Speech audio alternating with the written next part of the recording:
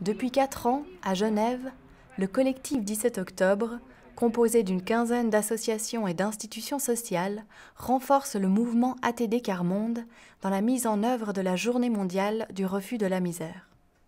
Cette journée est le symbole d'une démarche qui, tout au long de l'année, co-construit avec les personnes vivant la précarité et reconnaît leur savoir ainsi que leur contribution à la société. Des pauvres dans un pays riche, un non-sens ou une volonté politique. Vous en mettez mes choses sur le papillon, hein?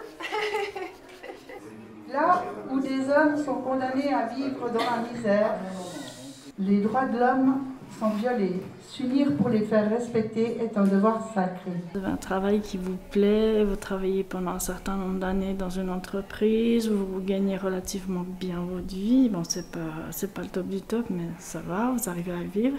Puis d'un coup, votre employeur, il vous dit, écoutez, voilà, on n'a plus besoin de vous. À la fin de ce mois, vous serez licencié. Maintenant, c'est une situation profite pour les patrons.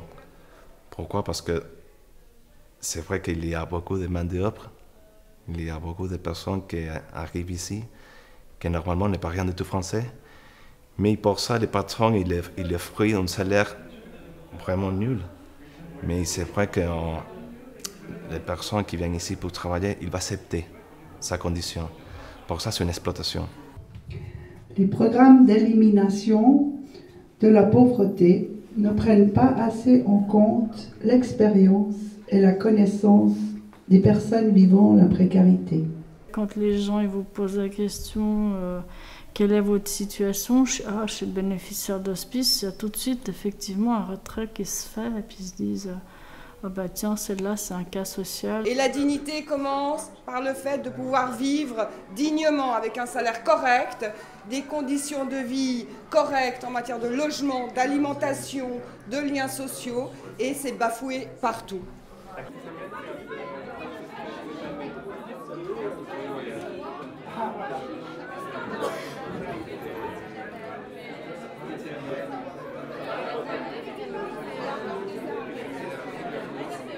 Moi, c'est ce que j'ai un peu peur par rapport à beaucoup de jeunes, c'est que, bon, peut-être mon fils, c'est pas le cas, mais certains jeunes, ils vont faire du deal, des casses, des trucs, des vols, pour justement pouvoir aider leurs parents qui est dans une situation vraiment très précaire.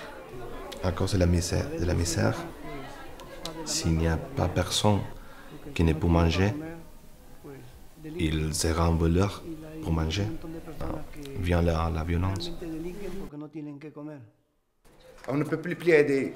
Un peuple ne peut plus aider un autre peuple. Mais par contre, pour la guerre, ils sont en train d'aider entre eux pour faire des guerres, pour dépenser des grands capitaux qui sont dépensés pour les guerres. Ils ne sont pas dépensés pour l'humanité.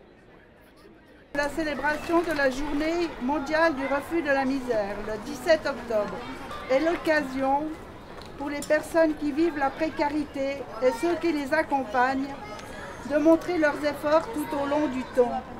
C'est le moyen de faire passer justement les messages de toutes les personnes précarisées, ce qu'elles vivent, et de faire passer le message que ça existe et que c'est là. Parce qu'il y a deux parties de discrimination, discrimination sociale et discrimination physique. Mais quand tu es pauvre, tu es discriminé. Il faut avoir ça dans la tête toujours. Quand tu es pauvre, tu es discriminé. Mais donc la discrimination physiquement, aussi il y en a, parce qu'il y a des gens qui te prennent la tête pour te dire que bon, moi quand j'avais la nationalité espagnole, il y a des gens qui me disent un noir, un espagnol, c'est pas possible. Ouais, mais pourquoi pas? Parce que je suis rentré en Espagne légalement comme tout le monde. Et j'ai vécu 10 ans en Espagne. Et j'ai rentré comme avec un visa en Espagne. J'ai les mêmes droits que les Espagnols. Je pleure pour mon avenir plus tard parce que je vois que aussi chez les seniors, il y a de la discrimination par rapport à leur âge pour trouver du travail, pour trouver un logement. Parce qu'ils ont vécu, pour eux, ils ont vécu pas mal et que maintenant, ils ont plus de l'importance dans la société. Et par rapport à moi, ça me fait peur à mon avenir et l'avenir de mes enfants.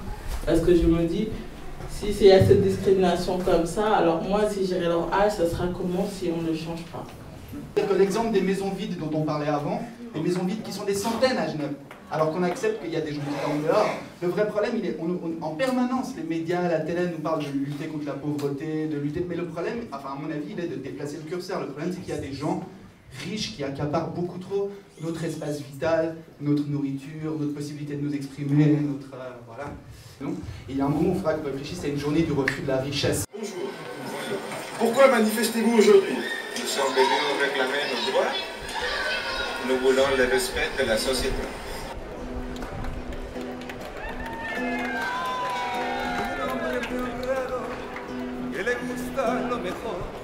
Las mujeres no me faltan, ni el dinero ni el amor. Sobre mi caballo blanco, por la selva yo me voy. Las estrellas y la luna, ellas me dicen dónde voy. Ay, ay, ay, ay, ay, ay, mi amor. Ay, mi morena de mi corazón. Si tout le monde mettait du cœur à favoriser la libre expression de celles et ceux qui vivent la discrimination, eh bien ce serait déjà un grand pas en avant.